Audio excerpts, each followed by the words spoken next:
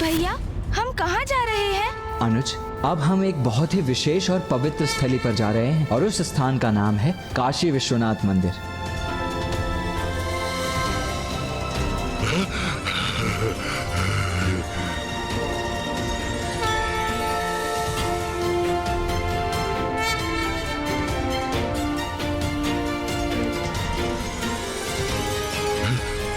प्रणाम पिताश्री।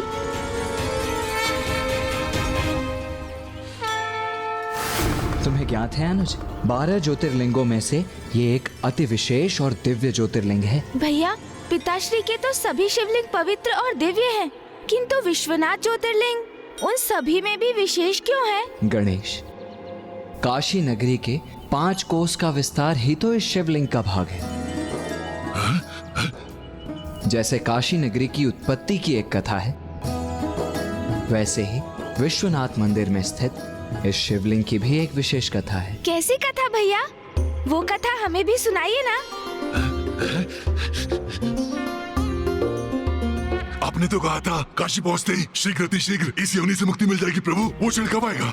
कब आएगा? मैं तो अभी भी इस भयानक दशा से मुक्त होने की प्रतीक्षा में हूँ प्रभु। ज्ञानारी जी, हम पवित्र काशी नगरी में आए हैं, तो उसकी महिमा समझे बिना आपको कैसे मुक्ति प्राप्त होगी? अच्छा, हाँ तो शीघ्र शीघ्र सुनाइए वो कथा प्रभु, शीघ्र सुनाइए। विवाह के उपरांत पिताश्री मां को लेकर कैलाश आ गए। माता कैलाश में एकमात्र नारी थी और पिताश्री सदा ध्यान में रहते थे, इसीलिए मां उदास हो जाती थी। और फिर एक दिवस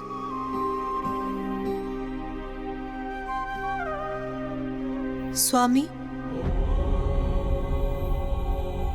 क्या हुआ उमा? स्वामी, कैलाश तो हिमालय पर ही बसा हुआ है, इस नाते तो वो मेरे मायके का ही भाग हुआ। स्वामी, हम कहीं और जाकर निवास नहीं कर सकते? किसी ऐसे स्थान पर जहां उत्साह का वातावरण हो। उचित है उमा, मैं आपको ऐसे स्थान पर लेकर चलता हूं जो मुझे सर्वाधिक प्रिय है।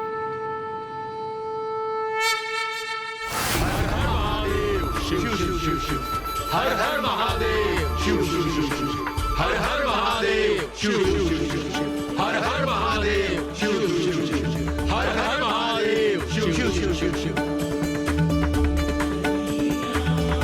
हर हर महादेव।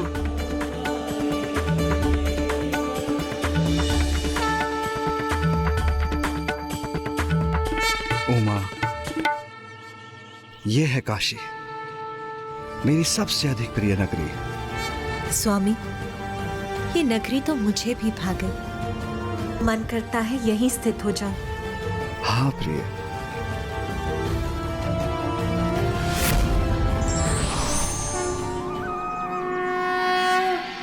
प्रणाम महादेव।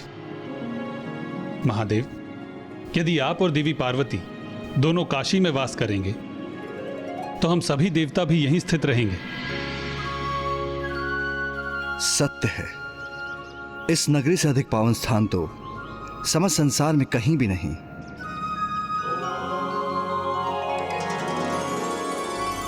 मुझे इतना क्यों प्रिय है, इसलिए मैंने मन बना लिया है, आज से अब मैं यहीं पर निवास करूंगा, जिसे विश्वनाथ के नाम से जाना जाएगा और ये सभी ज्योतिर्लिंगों में सर्वाधिक मान्यता रखेगा। और ये पंचकोशी काशी मेरी ही शिवलिंग का भाग होगी, जिसके परिणाम स्वरूप संपूर्ण काशी को ही विश्वनाथ ज्योतिर्लिंग के नाम से जाना जाएगा। विश्वनाथ ज्योतिर्लिंग के नाम से जाना जाएगा। विश्वनाथ ज्योतिर्लिंग के नाम से जाना जाएगा। विश्वनाथ ज्योतिर्लिंग के नाम से जाना जाएगा। स्वामी, और मैं आपसे दूर कैसे रह सकती हूँ? मैं भी यहाँ आपके निकट ही स्थित रहूंगी।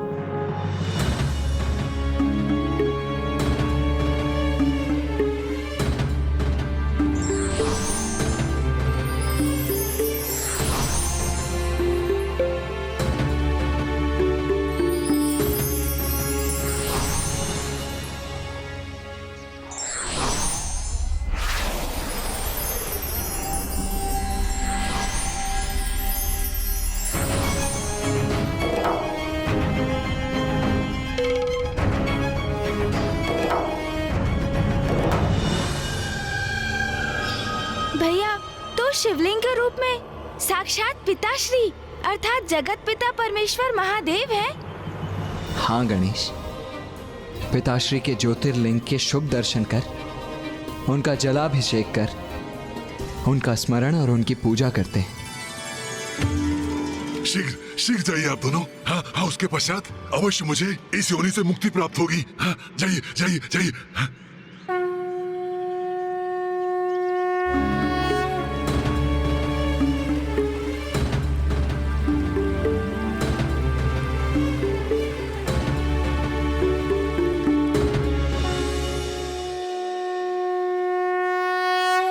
ओम नमः शिवाय, ओम नमः शिवाय, ओम नमः शिवाय, ओम नमः शिवाय, ओम नमः शिवाय।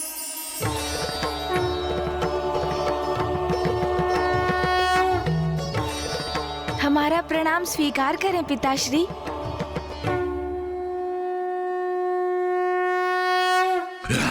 कितना समय लग रहा है गणेश जी को और कुमार कार्तिकेय को? पिताश्री, वो देखिए, प्रभु गणेश जी और गुरुदेव लौट रहे हैं।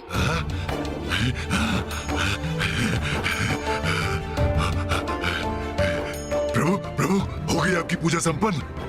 अब तो मुझे मुक्ति प्राप्त होगी ना? है ना, है ना, है ना प्रभु? है? अवश्य ज्ञानारी जी।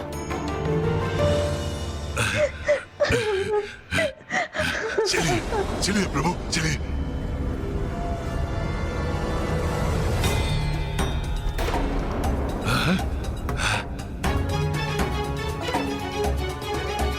भैया, क्या आपने भी ये रुदन का स्वर सुना? हाँ गणेश,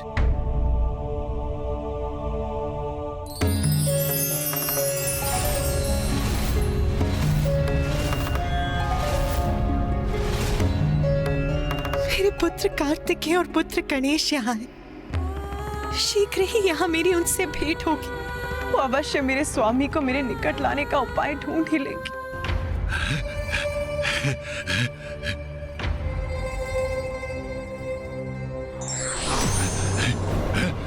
कहाँ जा रहे हैं आप दोनों? मुझे मुक्ति चाहिए, मुक्ति चाहिए मुझे। मुक्ति देने का वचन आप भंग कर रहे हैं। मुझे मुक्ति दिलवाइए, अभी अभी दिलवाइए। हाँ हाँ हाँ प्रभु।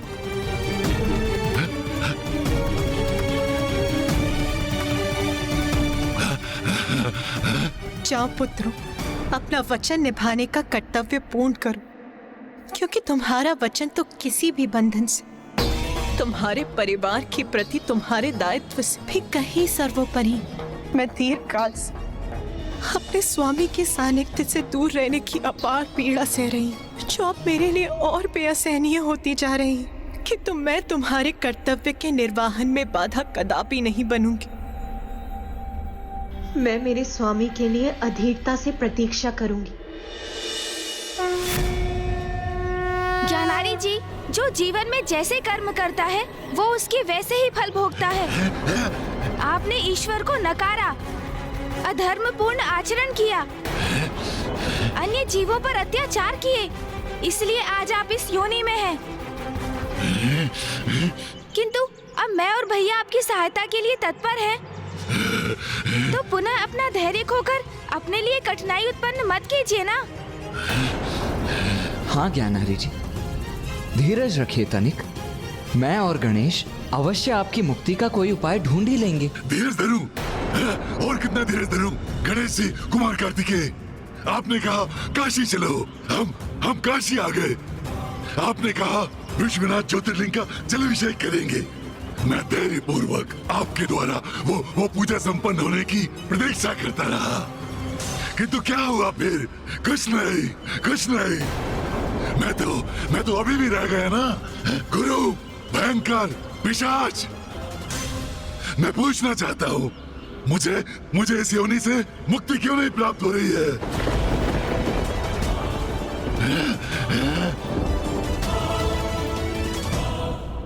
क्या मैं यही मान लूं कि मैं इसी प्रकार पिशाच बनकर भटकने पर विवश हूं?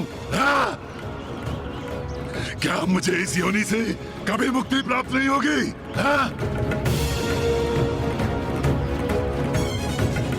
नहीं,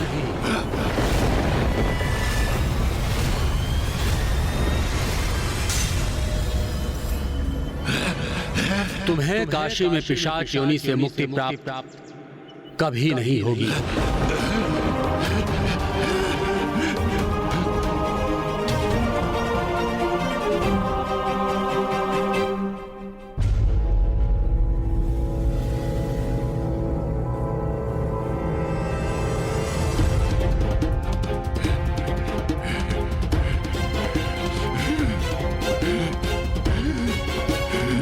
ये ऋषिवर क्या कह रहे हैं? क्या नारी जी पिशाच योनि से कभी मुक्त नहीं हो पाएंगे? प्रथम पूज्य गणेश जी और देव सेनापति कुमार कार्तिकेय जी, आप दोनों महादेव पुत्रों को मेरा नमन। मुझे यहाँ काशी के इस पावन तीर्थ में जिस अद्वितीय दिव्यता के उपस्थित होने का आभास हो रहा था, वो आप ही थे। आपके शुभ दर्शन पाकर मैं कृतार्थ हुआ। प्रणाम ऋषिवर।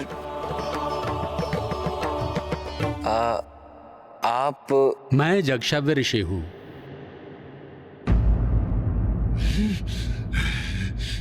महादेव का एक साधारण भक्त। मेरा नियम है, महादेव के दर्शन के बिना अन्न और जल भी ग्रहण नहीं करता हूं।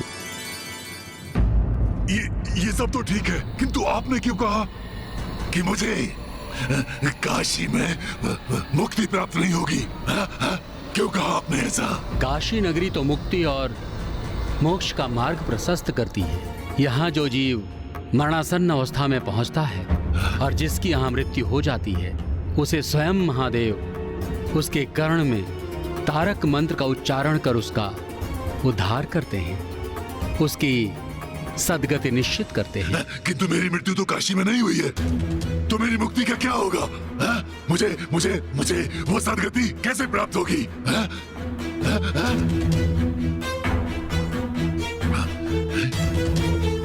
ऋषिवर, मैं और मेरा अनुज गणेश ही इस पिशाच को यहाँ लाए, जिससे हम इसको इसकी इस अवस्था से मुक्ति दिला सके। तो कृपया अब आप ही हमारा मार्गदर्शन करें कि किस प्रकार हम इसकी सहायता करें।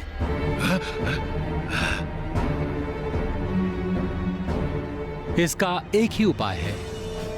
इस पिशाच को इसकी इस अवस्था से मुक्ति तो एकमात्र माँ गंगा ही दे सकती हैं। हाँ भैया, ऋषिवर सर्वथा उचित कह रहे हैं। माँ गंगा तो मोक्षदायिनी है। मोक्ष और मुक्ति की वो एक माध्यम है। बहुत समय पूर्व नंदी जी ने मुझे एक कथा सुनाई थी, जिसमें उन्होंने बताया कि कैसे राजा भागीरथ ने अपने पूर्वजों को सदगति पहुंचाने हेतु माँ गंगा का आवाहन किया था। अच्छा, तब तो हमें भी ये कथा सुननी चाहिए। कथा में समय व्यतीत करने के स्थान पर इसे अपने पिता की मुक्ति का उपाय नहीं पूछना चाहिए। ज्ञानारी जी, वत्स सुबोध का ये समझना कि उसके पिता को पिशाच योनि से कैसे मुक्ति प्राप्त होगी, वो अत्यंत महत्वपूर्ण है और गंगा माता ही आपको मुक्ति प्रदान कर सकती है। तो आप उनकी महिमा से परिचित नहीं होना चाहते? उचित ही कहते हैं आप गणेश जी। कितनी कथाएं सुन चुका हूँ, तो कदाचित एक और कथा से मेरी मुक्ति में अधिक विलंब तो नहीं होगा। उचित है। एक समय की बात है, सूर्यवंशी अयोध्या नरेश राजा सगर, जिनके 60 सहस्त्र पुत्र थे, उन्होंने अश्वमेध यज्ञ करने का प्रण लिया। अश्वमेध यज्ञ वो यज्ञ है जिसमें श्वेत अश्व को मुक्त होकर सर्वत्र विचरण करने दिया जाता है, और जिन क्षेत्रों में यह अश्व निर्बाध विचरण करता है, उस क्षेत्र के राजा यज्ञ करने वाले राजा के अधीन हो जाते हैं। और जब वो अश्व किसी अन्य राजा के द्वारा बिना बंदी बनाए लौट आए, तो अश्वमेध यज्ञ सफल माना जाता है। और जो भूपति 100 अश्वमेध यज्ञ सफलतापूर्वक संपन्न कर लेता है, वो देवराज के पद के योग्य बनकर उनके सिंहासन का अधिकारी हो जाता है। तो जब देवराज इंद्र को राजा सगर के 100 अश्वमेध यज्ञ करने के अभिप्राय का ज्ञात हुआ, तो देवराज इंद्र ने यज्ञ के अश्व का हरण कर उसे कपिल मुनि के आश्रम में बांध दिया। और जब राजा सगर को यज्ञ के अश्व की हरण की सूचना प्राप्त हुई तो बहुत व्यथित हुए, किंतु उनके अहंकारी पुत्रों ने उन्हें विश्वास दिलाया कि वो संपूर्ण पृथ्वी, आकाश और पाताल को छानकर यज्ञ के अश्व को अवश्य ढूंढ निकालेंगे। और अंततः जब राजपुत्रों को अश्व कपिल मुनि के आश्रम में मिला तो उन्होंने मान लिया कि मुनिवर ने ही अश्व का हरण किया और वो उन्हें दंडित करने के लिए आगे बढ़े। दुष्ट, चौर्य कर्म किया है तुमने। किंतु सगर पुत्रों को यह ज्ञात नहीं था कि जिन कपिल मुनि का वो अपमान कर रहे थे वे तो स्वयं भगवान नारायण के ही समान तेजो में थे, स्वयं उनका ही अवतार थे। उनकी धृष्टता के दंड स्वरूप कपिल मुनि ने उन सभी सगर पुत्रों को अपनी तीक्ष्ण दृष्टि से भस्म कर दिया।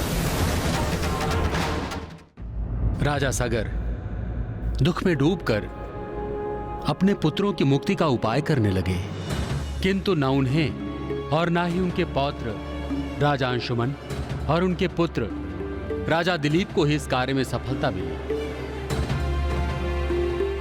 और उनके 60 सहस्त्र पुत्र उसी भांति जली राख बनकर स्थित रहे। किंतु फिर राजा सगर के पुत्र दिलीप के वंशज राजा भगीरथ ने अपने पूर्वजों को मुक्ति दिलाने का निर्णय लिया और उन्हें ज्ञात था कि मां गंगा ही उनके पूर्वजों को मुक्ति प्रदान कर सकती हैं। और साथ ही उनके राज्य में भयंकर सूखा भी पड़ा। अपने पूर्वजों के साथ साथ राजा भागीरथ ने अपनी प्रजा की भलाई के लिए मां गंगा का घोर तप किया और अंततः माता ने उनके तप से प्रसन्न होकर पृथ्वी पर उतरने का वरदान उन्हें दिया। पुत्र भागीरथ,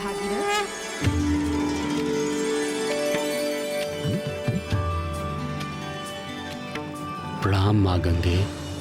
पुत्र भागीरथ, मैं तुम्हारी तपस्या से प्रसन्न होकर पृथ्वी पर उतरने के लिए प्रस्तुत हूँ।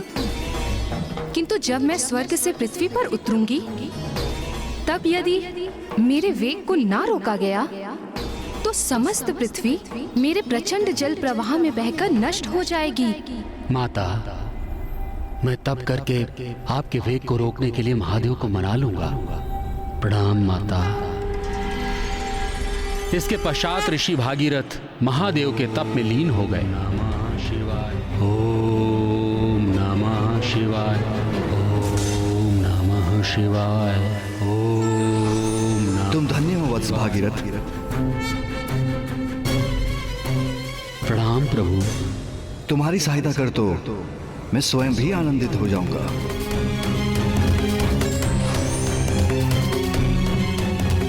देवी गंगा, मैं आपके वेग को संभालने के लिए प्रस्तुत हूं। निश्चिंत होकर नीचे आइए।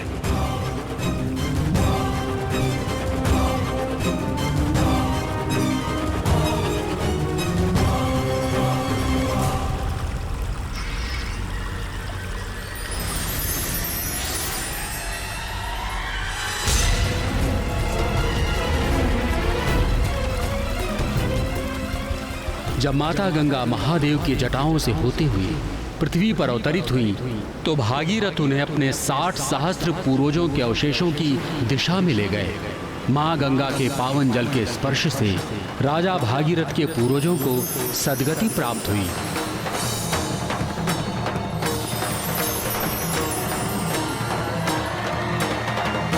इसलिए मोक्ष और मुक्ति प्रदान करती हैं मां गंगा। आप सभी को इस पिशाच को मां गंगा की जलधारा की ओर ले जाना चाहिए। जैसे ही ये मां गंगा के पवित्र जल में डुबकी लेगा वो इसे इसकी इस पिशाच योनि से अवश्य मुक्ति प्रदान करेंगी। ऋषि, हमारे मार्गदर्शन करने के लिए आपको कोटि कोटि धन्यवाद।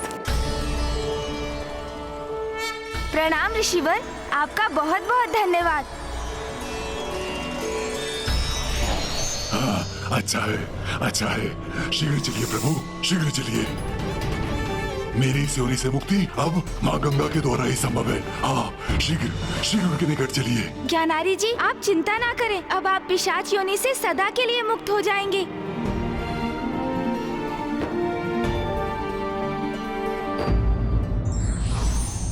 घटना के पीछे कोई ना कोई कारण अवश्य छिपा होता है। हमें धैर्य पूर्वक उसे समझ और जानकर ही अगला कदम उठाना चाहिए।